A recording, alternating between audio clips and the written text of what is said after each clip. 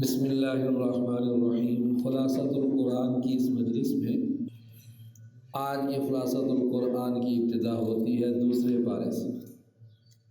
دوسرے پارے کی ابتدا ہوتی ہے تحویل قبلہ کے ذکر سے۔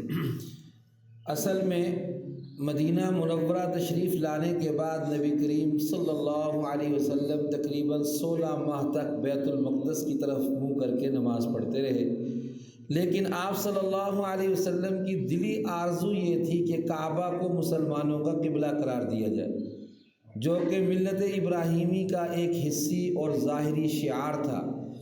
آپ صلی اللہ علیہ وسلم کی قدیمی آرزو کی تکمیل یوں ہوئی کہ اللہ پاک نے تحویل قبلہ کا حکم نازل فرما دیا۔ تحویل قبلہ کا حکم نازل ہونے کے بعد یوں تو مشرکوں اور منافقوں نے بھی بے بنیاد اعتراضات اٹھائے، لیکن اس معاملے میں یہود پیش تھے۔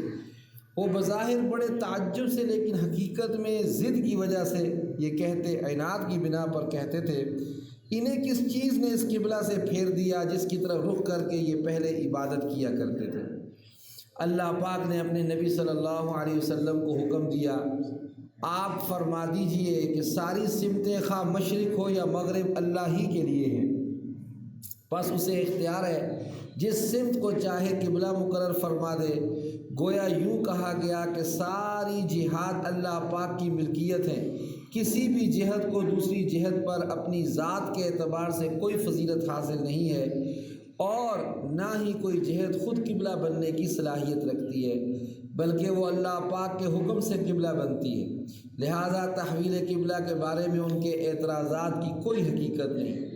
یوں بھی اصل اہمیت کسی جہت کی طرف توجہ کو نہیں، بلکہ اصل اہمیت اللہ پاک کی طرف توجہ کو حاصل ہے۔ ان آیات کے مطالعہ سے اللہ پاک کے ساتھ حضور اکرم صلی اللہ علیہ وسلم کا حسن ادب بھی ظاہر ہوتا ہے کہ آپ صلی اللہ علیہ وسلم شدت اشتیاق اور انتظار وحی میں بار بار آسمان کی طرف اپنی مبارک نگاہیں اٹھاتے تو تھے، مگر تحویل قبلہ کا سوال نہیں کرتے تھے کہ شاید اللہ جل شانہ کا فیصلہ اور اس کی رضا عدم تحویل ہی میں ہو۔ شاید اسی مناسبت سے اللہ پاک نے تحویل قبلہ کا حکم دینے کے فوراً بعد اہل ایمان پر اس نعمت عظمیٰ کا ذکر فرمایا ہے جو انہیں سراج منیر اور بشیر و نذیر حضرت محمد مصطفیٰ صلی اللہ علیہ وسلم کی صورت میں عطا ہوئی۔ مستقل قبلہ کا تعین بھی اللہ پاک کا بہت بڑا احسان ہے، اور ہدایت کے لیے عظیم الشان رسول صلی اللہ علیہ وسلم کی بعثت بھی بے مثال احسان ہے۔ تحویل قبلہ کی بحث کو سمیٹتے ہوئے آخری اور فیصلہ کن بات یہ ارشاد فرمائی گئی ہے، اس کا حاصل یہ ہے کہ حقیقی نیکی کا معیار مشرق اور مغرب کی طرف رخ کرنا نہیں، بلکہ حقیقی نیکی کا معیار یہ ہے کہ عقائد، اعمال، معاملات اور اخلاق سب کا رخ صحیح ہو۔ اللہ پاک کو راضی کرنے کے لیے صرف چہرے کا رخ ہی نہیں بلکہ دل اور پوری زندگی کا رخ بھی بدلنا ہوگا۔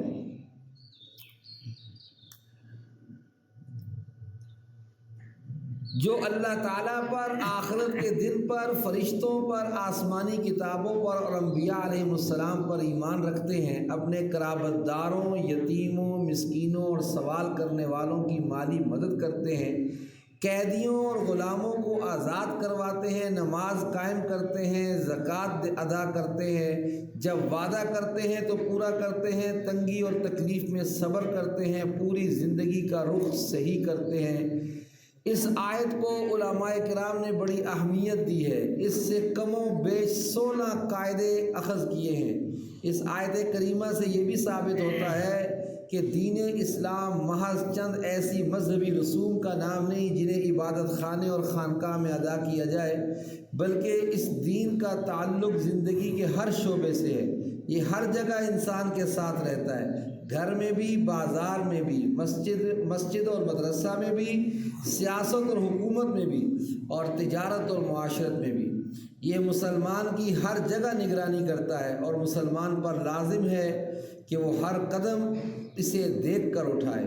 اس آیت کریمہ کو آیت بر کہا جاتا ہے۔ اس کے بعد جو احکام اور مسائل بیان کیے گئے ہیں انہیں ابواب بر کہا گیا ہے۔ گویا پہلے اجمالی طور پر نیکی کے اصول بتانے کے بعد آگے ان کی جزوی تفصیلات اور احکام ذکر کیے گئے ہیں۔ یہ احکام مسلمان کی معاشی، معاشرتی، تجارتی، ازدواجی اور جہادی زندگی سے تعلق رکھتے ہیں۔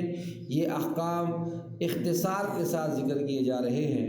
ان میں سے 2 حکم ایسے ہیں جو آیت بر سے پہلے ذکر ہو چکے، صفا اور مروہ۔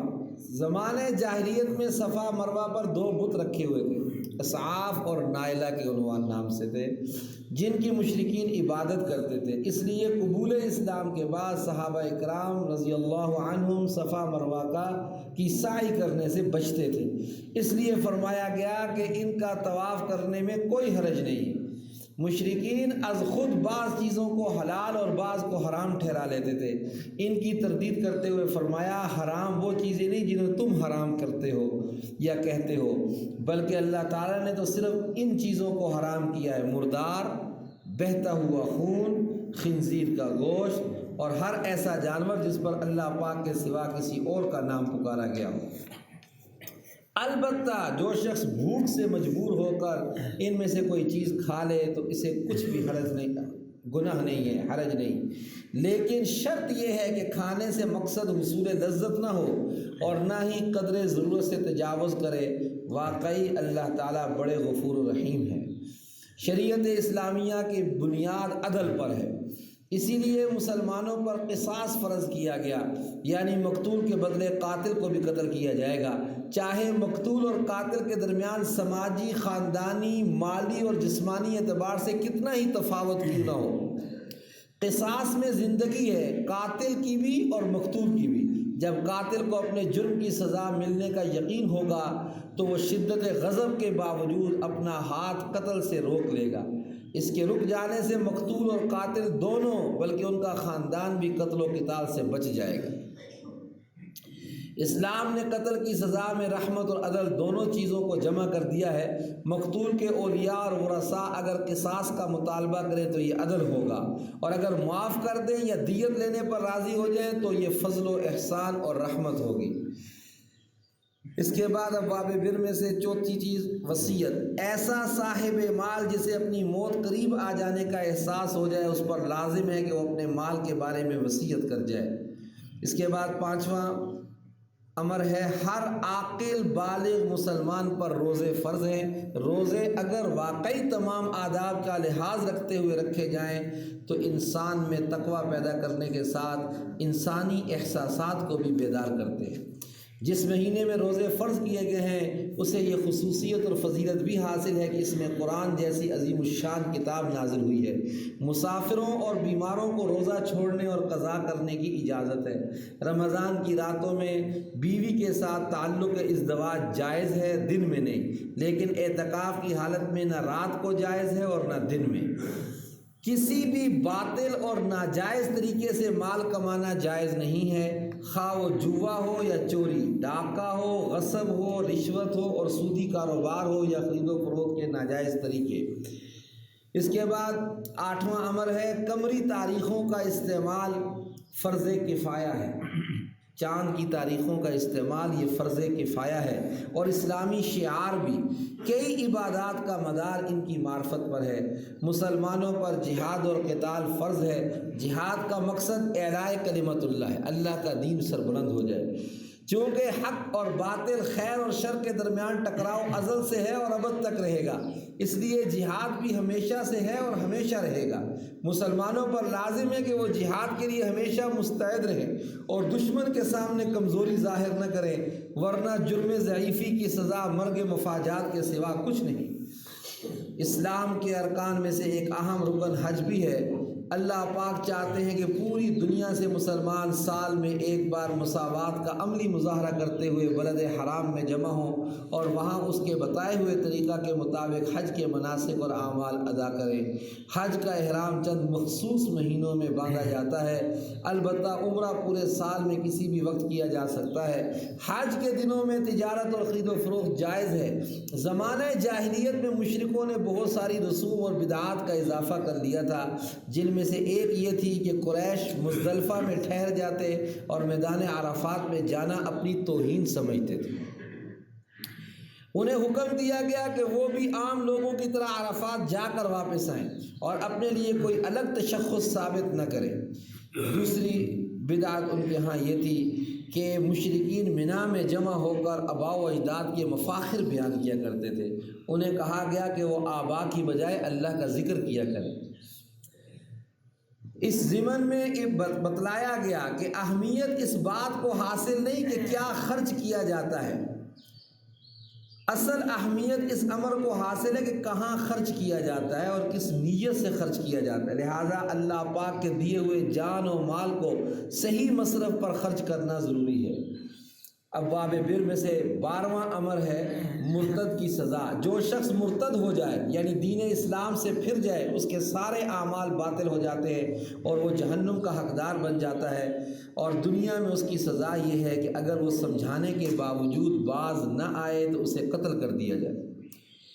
13واں امر ہے شراب اور جوا۔ اگرچہ ظاہری اور مادی منافع ہیں لیکن ان میں جسمانی، عقلی، مالی، اخلاقی اور معاشرتی اعتبار سے جو نقصانات ہیں وہ منافع کے مقابلے میں کہیں زیادہ ہے۔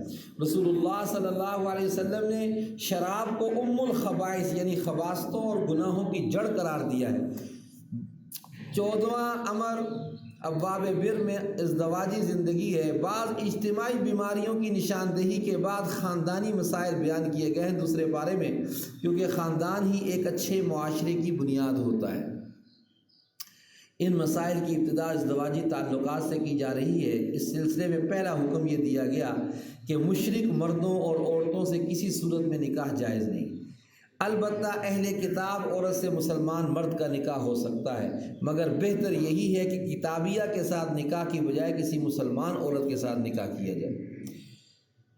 حکم قرآنی سے یہ نقطہ سمجھ میں آتا ہے کہ اسلام میں ازدواجی رشتے کی بنیاد خلق اور دین پر ہے، حسب نسب یا غنا اور حسن و جمال پر نہیں، کیونکہ یہ عارضی چیزیں ہیں۔ نہ ہی یہ حقیقی سکون اور راحت کی ضامن ہے اور نہ ہی سعادت کا سبب بنتی ہے۔ البتہ ازدواجی زندگی کے سفر میں نیک اور خوف خدا رکھنے والا ساتھی سفر کے بہت سارے مراحل کو آسان کر دیتا ہے۔ اسی لیے ہمارے آقا صلی اللہ علیہ وسلم نے نیک خاتون کو قیمتی خزانے سے تعبیر کیا ہے۔ 15واں امر ہے حالت حیض میں بیوی کے ساتھ مباشرت جائز نہیں، کیونکہ حیض کے خون میں ایسی نجاست اور ایسے جراثیم پوشیدہ ہوتے ہیں جن کی وجہ سے زوجین دونوں کی صحت خطرے میں پڑ سکتی ہے۔ البتہ آپس میں بوس و کنار، اٹھنے بیٹھنے اور اکٹھے کھانے پینے کی اجازت ہے، جبکہ یہودی اس کی بھی اجازت نہیں دیتے تھے اور نصارہ ایام میں حق زوجیت کو ادا کرنے کو بھی برا نہیں سمجھتے تھے۔ گویا کہ اسلام نے دوسرے بہت سارے معاملات کی طرح ایام یعنی حیض کے معاملے میں بھی افراط و تفریط کی بجائے اعتدال کی راہ اختیار کی ہے۔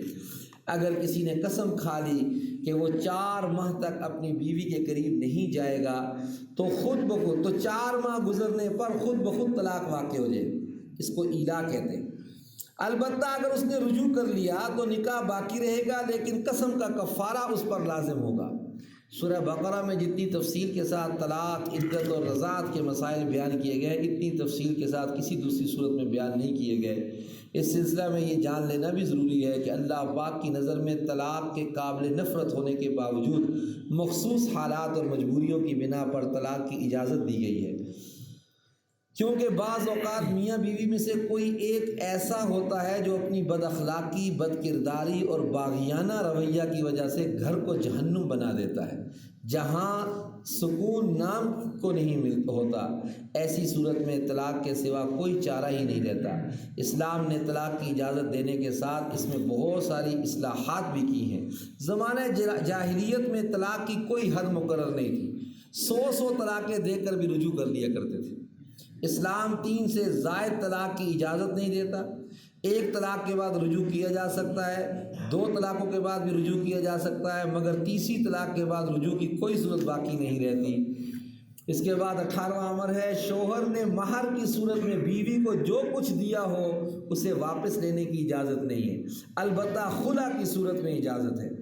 خلا یہ ہے کہ عورت اس شرط پر پورا مہر یا اس کا کچھ حصہ واپس دینے کے لیے آمادہ ہو کہ اسے طلاق دے دی جائے۔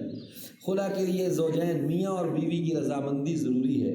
اگر طلاق یافتہ عورت کسی دوسرے مرد سے نکاح کر لے مگر کسی وجہ سے اس کے ساتھ بھی نباہ نہ ہو سکے تو وہ اس سے طلاق لینے کے بعد پہلے شوہر سے نکاح کر سکتی ہے، اسے حلالہ کہا جاتا ہے۔ آج کل حلالہ کے نام پر جو ڈرامہ کیا جاتا ہے اس کے کرنے والے اور کرانے والے دونوں پر حدیث میں لعنت کی گئی ہے۔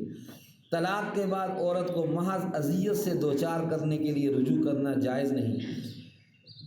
21واں امر یہ ہے کہ اسلام عدل اور احسان کا دین ہے جو کسی پر بھی ظلم کی اجازت نہیں دیتا، خواہ بچہ ہو یا بڑا مرد ہو یا عورت۔ اس لیے اسلام نے دودھ پیتے بچوں کے حقوق بھی بیان کیے ہیں۔ آج تو پوری دنیا میں ڈنڈورا پیٹا جا رہا ہے کہ ماں کے دودھ کا کوئی نعم البدل نہیں، مگر اسلام نے اس وقت ماؤں کو اپنے بچوں کو دودھ پلانے کا حکم دیا تھا جب پوری دنیا جہالت کی تاریکی میں ڈوبی ہوئی تھی اور ماں کے دودھ کی افادیت کسی کو معلوم نہیں تھی۔ اگر بالفرض میاں بیوی میں جدائی واقع ہو جائے تو بھی دودھ پیتے بچے کی پرورش اور اسے دودھ پلانے کا زیادہ حق ماں ہی کو حاصل ہے۔ طلاق اور جدائی کی سزا اس معصوم کو دینا جائز نہیں۔ طلاق ہو جائے یا شوہر کی وفات کا سانحہ پیش آ جائے، دونوں صورتوں میں عورت پر عدت لازم ہے۔ طلاق کی صورت میں عدت کی مدت 3 حیض ہے، جبکہ شوہر کے وفات کی صورت میں عدت کی مدت 4 ماہ اور 10 دن ہے۔ جو عورت زمانہ عدت میں ہو اس سے نکاح کے بارے میں عہد و پیمان لینا منع ہے، البتہ دل میں خواہش رکھنے اور اشارے کنایے میں اپنی خواہش کے اظہار کی اجازت ہے۔ خاندان اور معاشرے کی اصلاح اپنی جگہ بے حد اہمیت رکھتی ہے، لیکن اس کے لیے حق اور حق کے انصار و اعوان کی بقا ضروری ہے۔ جہاد کا مقصد حق اور حق کے علمبرداروں کی بقا ہے، اس لیے قرآن کریم میں جہاد پر بڑا زور دیا گیا ہے۔ موت کے ڈر سے جہاد سے فرار اختیار کرنے والوں کی شدید مذمت کی گئی ہے۔ بعض مقامات پر اس حوالے سے سابقہ کے قصے بھی بیان کیے گئے ہیں۔ یہاں دوسرے پارے کے اختتام پر بھی 2 قصے مذکور ہیں۔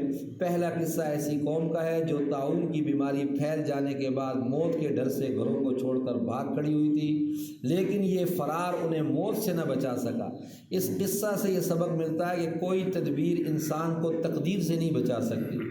دوسرا قصہ بنی اسرائیل اور حضرت طالوت کا ہے، جن کی قیادت میں جہادی صفات سے مالا مال تھوڑے سے لشکر نے اپنے سے کئی گنا بڑے لشکر کو شکست دے دی۔ یہ قصہ ایسا تھا کہ خود بنی اسرائیل کے بھی صرف خواص ہی کے علم میں تھا، عوام اس سے بے خبر تھے۔ نبی امی صلی اللہ علیہ وسلم کی زبان اقدس سے تاریخ کی اس بھولی بسری داستان کا بیان ہو جانا اس بات کی دلیل ہے کہ آپ صلی اللہ علیہ وسلم کا رابطہ اس ذات سے ہے جس کی نظر سے تاریخ کی کوئی کڑی بھی اوجھل نہیں، اور یہ کہ آپ صلی اللہ علیہ وسلم واقعی سچے رسول ہیں۔ اسی لیے اس قصہ کے آخر میں فرمایا گیا ہے، یہ اللہ تعالیٰ کی آیتیں ہیں جو ہم آپ صلی اللہ علیہ وسلم کو ٹھیک ٹھیک پڑھ کر سناتے ہیں، اور بلا شبہ آپ صلی اللہ علیہ وسلم ہمارے رسولوں میں سے ہیں۔ اس آیت پر دوسرے سپارے کا اختتام ہوتا ہے، پھر آگے تیسرا پارہ شروع ہوگا، وہ انشاءاللہ العزیز کل کی مجلس میں ذکر کریں گے۔ اللہ تعالیٰ جو کچھ کہا سنا ہے عمل پیرا ہونے کی توفیق عطا فرمائے۔